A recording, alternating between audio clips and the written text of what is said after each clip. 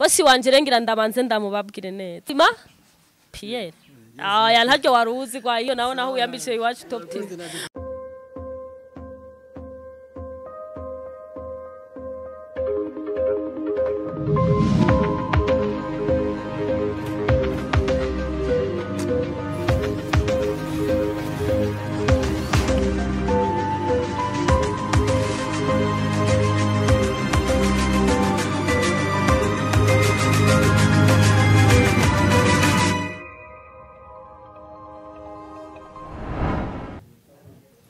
Hello guys, bakunzi ba IWACU Top TV. Twizere ko mumeze neza cyane. Twe turashima Imana rugira byose. Twizere ko namwe mumeze neza nkuko tuvyibaza. Muri gwa rukundo nyine muri bwa bumwe. Kazi kamisi yose murabizi ko tubashikiriza ibiganiro bimeze neza. Ni kubganyu twaduhari kubganyu. Yes, atuye umunsi hoho bimeze gute? Uyu munsi twagendeye ahantu twumvise harimo haba ibintu bidasanzwe. Hari umwe mu bakozi ba IWACU Top TV. Twamubonye ko ibintu byinshi kabisa muraza kubimenya namwe aho twabonye haranzwe n'urukundo no kwitanga kudasanzwe ibintu tutari tumenyereye kumwe mu bakozi ba IWACU Top TV muraza kumubona mumenye no wari mumenye n'icyabakoranije uyu munsi n'icyatumye ico gikorwa kiba cy'urukundo mugi imbere ya byose reka tubanze twakira umwe mu babihagarariye bamufashije yabishigikiye asanzwe gwaserukiye abakenyezi bo mu ntara ya Muyinga araza kutwiganira nawe byinshi avuge no ko yabibonye nuko yabisanze reka tumuhe ikaze amahoro y'Imana amen nabane natwe twese neza cyane kuri mikroza IWACU Top TV n'ubwa mbere tugiriwe bakujyo kubakira muga twasanze muhagarariye igikorwa cy'urukundo cyane gisanzwe kimo kibera ngaha bitumwe n'umwe mu bakozi ba IWACU Top TV mu banyamakuru twashaka rero mutangure mwidondora mubabwira abakunzi ba Top TV akazina kanyu n'ivyo murongoye mutubwira n'icyatumye muza kwifatikanya na mwene wacu. Murakoze cyane kunyizera mukama kano kanya ko kuvuga kuri Radio Top TV nukuri IWACU Top TV ndavyishimiye cyane imbere ya byose Imana bateze imbere batera impunga muri make je banyita Bukuru Fodo akazina bamenyereye mu muji nitwa Kurwa nkaba nsanzwe ndumwigisha murezi kuri École Petit Poisson nkaba nsanzwe kandi ndumukuru w'abakenyezi ba Islam kazi mu ntara yose ya Muyinga ibi nivyo nobanjejwe muri make icadukoranije ngaha ndabona yuko ntivyari byoroshe ndanavyishimiye cyane mwene wacu yaranyizeye ambwira ndamuronderere abafakazi n'imfuvyi n'abatishoboye kugira bifatikanye urugamba rwiwe muri make naramwumvirije aranyiganira ibibazo afise ndanavyishimira ndamubwira ni bake babaho bibuka gukora igikorwa nk'iki bakibuka imfuvyi n'abafakazi n'abatishoboye ni navyo njejwe ni navyo nkoreramwo cyane mu bikorwa vya misi yose by'idini kwama ndiko ndegeranya abafakazi imfuvyi abantu batishoboye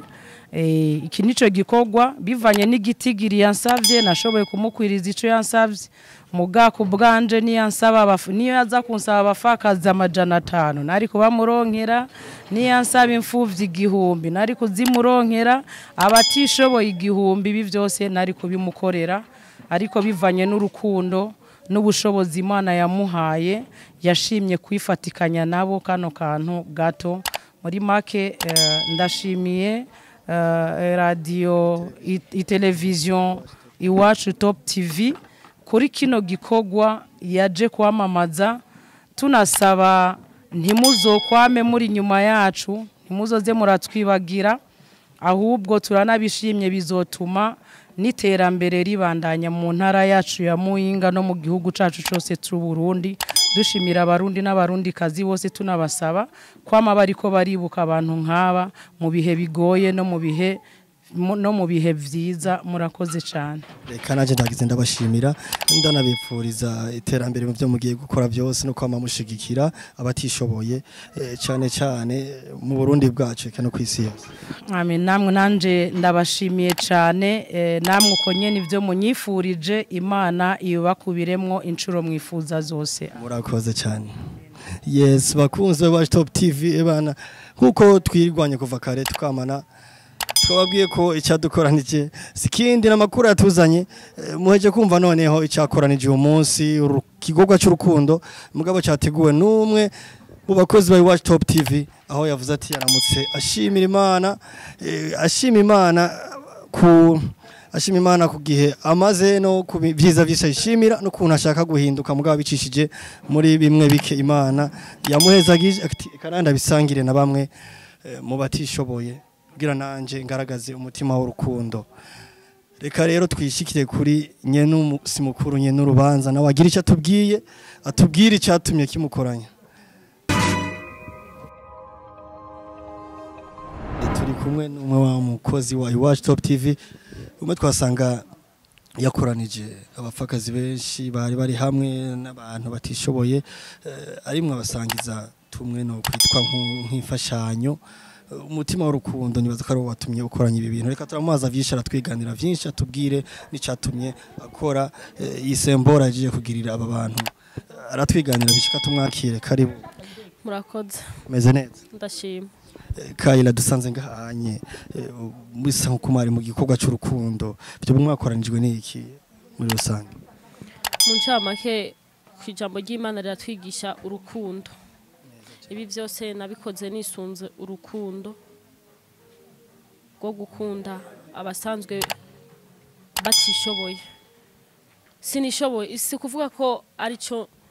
ndashima muno mwanya kubera ndakomeye simugaye ndaronka ivyo mfungura.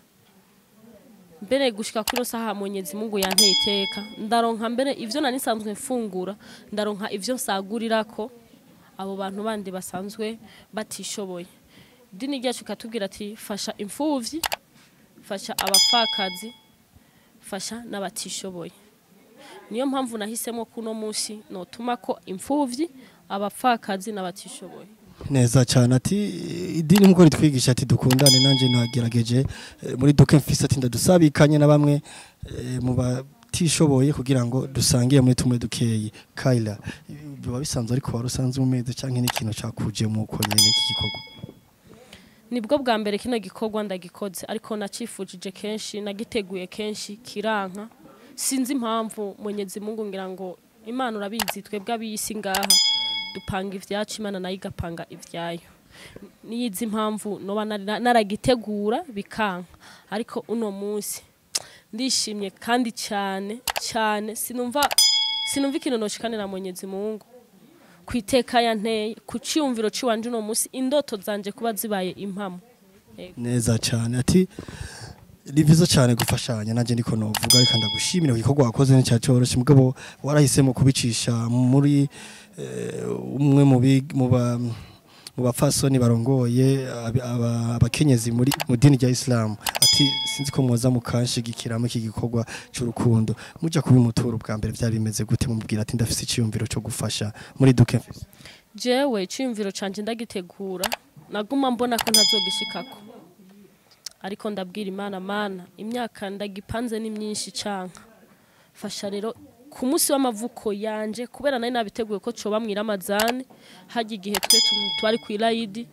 biranka ariko ndabwira Imana fasha rero ubu ku munsi w'amavuko wanje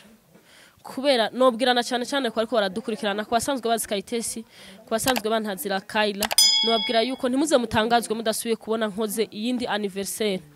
novuga ko ku bwanje sinzi harashobora kuza abagenzi bakankorera surprise ariko ku bwanje iyi niyo yanyuma na cyane ko ni dini ryacu ntirisanzwe rinavyemera urabizi turabana b'abantu duca kubiri n'amategeko y'idini ariko hari ibintu byinshi dukora tuzi ko bitemewe Imana itavyemera ariko kubera turabana b'abantu kandi nababwiye isi tera iryoha umva dutera tuja mu bintu biryoshe nico gituma rero nk'abantu basanzwe bazi ko Islam idini rya Islam si ego ibikurikizwa n'idini rya Islam ntavyo nkurikiza ariko anniversaire benshi barabizi ko itemewe n'idini ryacu abazonkora surprise sawa nzobitanzo bitabira ariko je kubganje no munsi wo wanyuma wo gufeta anniversaire wemeye kurangiza uhimbaza bimwe bitwa anniversaire nkuko idini ritavyemera bagavuza ati reka ndangize kino kintu no mugigwa nubwo temewe n'idini muganda uheraheze nsangiza duke mfise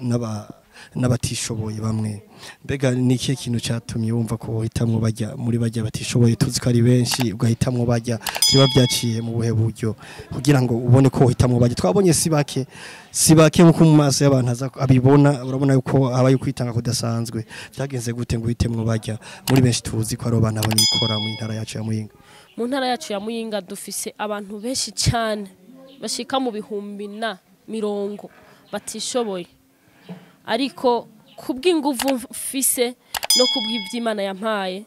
ntabwo nabishoboza kububafasha abo bantu bose batishoboye navuze ati reka bivanye nuko jewe utwo mfise udukwiye nico gituma nahisemwo kwiyambaza abagenzi kwiyambaza kuruwa ndamubwira ati ndonderera abantu bashika naba bivanye n'uburyo bw'iwanje mfise abari bonzofasha nahandi ho Mwenyezi Mungu nubanteye iteka nkaronka ntacyo tuma kuko umutima wo gufasha ndawufise naho bitoba ibi vya anniversaire ku munsi mukuru w'amavuko yanje ni nkuko neje nshobora guronka nubundi nkavuga ati okay reka nsangize ariko nahisemwe no munsi kubera mvuga ati reka nshimira Imana reka nifatikanye naba kubera bishitse n'uburyo ndasanzwe naburose bwo kubafasha sukuvuga ko ndabufise cyane ariko hatanga iki umutima Kayila ndumva byari ibintu byose cyane mugabo je hari ikintu ugerageje kuraba biraboneka ko mengo byari bifise n'isura yo guhinduka hari hano uvuye n'ahandi hantu ugiye Kayila kuri wowe bivuze iki ari impinduka uzanye shashu ni mu dini canke ni mu mibereho ya Kayila je novuga ko cyane ikintu nshaka mu mibereho yanje guhinduka nshaka guhinduka mu mibereho cyane y'ibijanye n'idini je kuko idini naginjiye bigoye cyane kuko umunsi ninjira idini naramaze hafi kiringo cy'ukwezi no kwicara nk'abandi bivanye ku muvyeyi wanje atemera idini rya Islam wabishi abakatolika murabizi muri katolika hariho gusangira hariho kubatizwa hariho gusangira hariho guhabwa confirmation ariko kuvuga gukuka je niga mu mwaka wa 6 nari sumenga imyaka 12 sinibuka niho nahabwa confirmation ariko mu mibereho yanje narakunda naho ntabitankundira jewe narakunda umwana w'umukobwa yitandiriye kimizirma musi mpabwa confirmation ndavyibuka hari ku musi wa Mungu kuwa mbere niwo musi camitana igitenge ca mama yambara ndagitora ntora ibitenge bibiri vyiwiwe nditandira kimwe kindi ndagikwembeka nibuka ko ico gihe twarimutse tuvi Bujumbura tugiye kuba ahantu bitwa Igisanze beshi barahazi kuri lise Igisanze muri site Igisanze je narahabaye kubera tuvi Bujumbura no hantu hambere twimukiye hama gukunda idini nca ndatora igikwemu ca mama ntora ibitenge bibiri vya mama kimwe ndacitandira kubera hafi yo muhira hariho bari bubatse umusigiti mushasha wa Islam je nca ndagenda ndatora shadu nkuko beshi babizi maze kuyitora papa vyaramushikiriye kuko papa ntiyari hafi na mama vyaramushikiriye ko KAYITESI noba nahawe confirmation no munsi bukeye nkacanta idini ry'abakirisu nkaja mu idini rya Islam papa wanje sinzi ko ari ubukazi kwera sanzwe yari n'umusoda kwera imyaka ishika 8 twabanye na papa kwera yarapfunzwe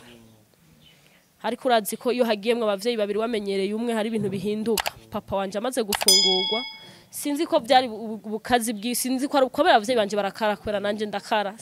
mumbabarire nsanzwe nkara ariko sinkara cyane kwera ishavu ryanje rimara umwanya muto hanyuma niho papa baza kumubwira ko ninji idini papa arambwira ati KAYITESI nta majambo abiri tuvugana ariko kukuntu numva nkundi idini rya Islam naravuze ati nukuri ibiba byose ndi tayari arambwira ati manika hasi amaboko hejuru ukanzi kintu yambwiye KAYITESI kwaje papa kuva kera ntimubone nkunda ikabutura canke ipantaro je kuva ntangura maternelle papa wanje yangurira ikabutura acarambwira KAYITESI uri umukobwa naraguze ikabutura manika amaboko asamaguru hejuru canda yamanika papa acantega ibase y'amazi ariko sugwanko ko urumva umwana wawe kwiyonkoyeko akaja muri ndi dini wamuvyariye mu idini ry'abakirisa makaja muri ndi dini urumva ntibishobora kukorohera uri umuvyeyi niho rero papa yatora inkoni arankubita papa twiwacu ntiyadukubitisha ijya nkoni we wuzi hariho ikintu kiva ku ipine y'umuduga hajya ku mpera harimo ubutsinga nibwo papa yaduhanisha papa aca ndamanika amaboko hasi amaguru hejuru papa arankubita gushikaho namaze indwi yose ntonda ku ishuri nicara bidakunda kubera idini rya Islam kuba rero uno munsi ntariko ndarikurikiza ntibibatangaze benshi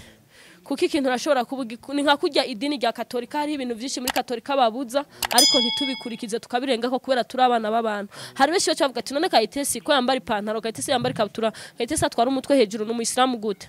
jewe kuba ndi umuyisilamu gusa kwitwa umuyisilamu gusa kuba natoye shahada ndi fiere nico kintu ndumva ndakiryoherewe nzi neza ko hari umunsi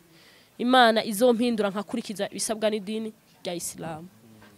neza cyane ati ubu rero niyo mpamvu muzatireka mpagararire ico nemeye nico nakiriye Kayila reka je mvuge ko ndakubwire felicitation no ku gikorwa yagiye gukora ndanakufuriza n'isabukuru nziza umwaka uzukubera wa magara meza no gutera imbere n'umugisha no kugumya ico wakiriye sinzi rero yuko uwo munsi wawe uza kurangirira hanyene canke hari ibindi bintu byo babiri nkuko wabibonye ngira ngo wabibonye bariko barateka gaceri akanyama hariya mu gikoni bimeze neza cyane baze ko nza kurya utuntu tumeze neza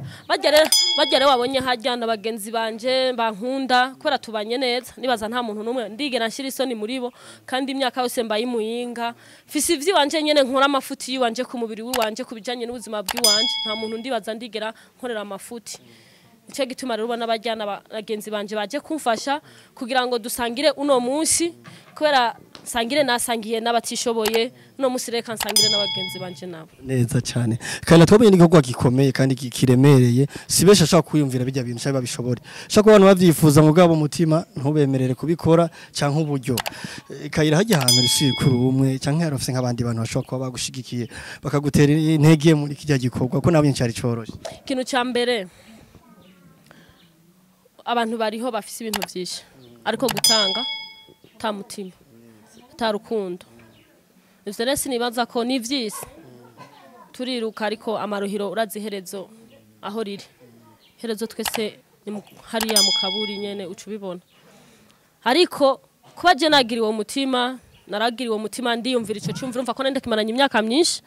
hanyuma maze kuba habeshi murasanzwe muzi ko Kayitesi mukorana kuri IWACU TOP TV IWACU Nation TV musanzwe muri nk'umumenyesha makuru w'inkino zanyu ndabakunda cyane kandi n'ubu nifuza ko mugira like hama ikintu maze rero kugira ico cyumviro narabwiye bosi wanje rengira ndabanze ndamubabwire neza ima Pierre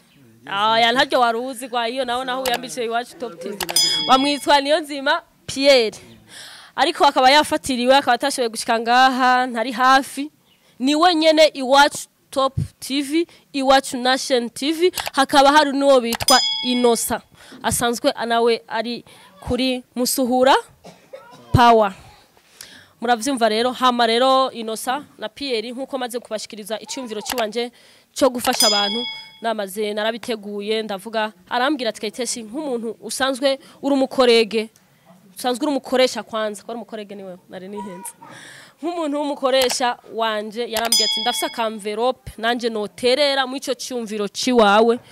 uriko urategura kintu cyambere ndamushimiye cyane kubera nawe n'umuntu cyane akunda abantu tumushimire cyane turagushimiye kandi cyane kandi uzubandanye aho uri hose ndazi kuri kurankurikirana kwera ndiko nkorera kuri televiziyo yiwawe ndazi yuko uvyumva umutima w'urukundo aho uri hose uzubandanye uzokwama wibuka abatishoboye uzokwama wibuka imfuvyi hari abantu benshi ngaha batishoboye nkuko re wabikoze ukamfata yaramfashe mu mugongo vraiment aragira icakoze mu vyo nariko ndakora mu vyo nariko ndategura vyo gufasha abantu Imana nawe imwongerereze imigisha ntamwibagiye kuba basanzwe rero batazi urongoye IWACU TOP TV urongoye IWACU Nation TV urongoye Musuhura Power atari bizi na IWACU TOP TV na studio IWACU ikorera imbere ya parking mu ntara ya Muyinga mumenye yuko irongowe nuwo bitwa niyo nzima Pierre nuwo bitwa Inosa abo bantu nibo ba manager banje nibo ba boss banje nibo bampembi yuko ziguheze mugabo kwezi kugira ngo nkoresha muzompemba aho rero mbaye ndabashimira nongera nshimira n'umukorege wanje naho waje kandi ivyo bintu si vyiza Si vyiza. nkongera nkashimira Je kugushigikira. urakoze mugamba sana Abo nashimiye. nawe urakoze kuba wanteye iteka basi kuza kunshigikira hama nkongera nkashimira n'umuntu asanzwe asohora amasanamu ameze neza asanzwe ari umukameramani wacu adukorera amasanamu ameze neza kuri IWACU Top TV kuri IWACU Nation TV akaba ari MC Mango hanyuma rero mwakoze ndashimiye cyane uhoraho kuba yanteye iriteka ivyo nateguye bikaba bibaye impamo umva naho uno munsi nopfa indoto zanje ndagizigiziki ndazishitseko ariko nkongera mbwira abayisilamu bagenzanje dusabiranire tuze tugire iherezo ryiza aha kwisi no mwijuru nibaza rero ngira ngo hari bindi bibazo ufise umbaza Wapi. Yes bakunzi ba IWACU Top TV. Ubwo twirwanye kuva kare gushika ku mpera ikiganiro mwabibonye byose niho mwari mwibereye nkomeza kubabwira ebana mugira ibihe vyiza Imana ibagirire neza cyane Imana ibagirire neza cyane none ndabashimiye rero ko mwemeye kubana natwe ukaba mubonye ibintu kuntu birangiye ebana muzana andi mazi meza ebana isabukuru kabari ukuri muri rabandanya rigenda n'ibirori bikomeye cyane umwana yavutse baramwoza reka rero ndagize ndabashimira ndanabakengurukira ko mwakomeje kubana natwe nkomeza kubibutsa mukore subscribe likes and share kuri televiziyo yanyu akaba ariyo yacu IWACU Top TV reka ndababwire shalom aho muri hose mugubwe neza haba mu Burundi haba ku isi hose turabakunda cyane big up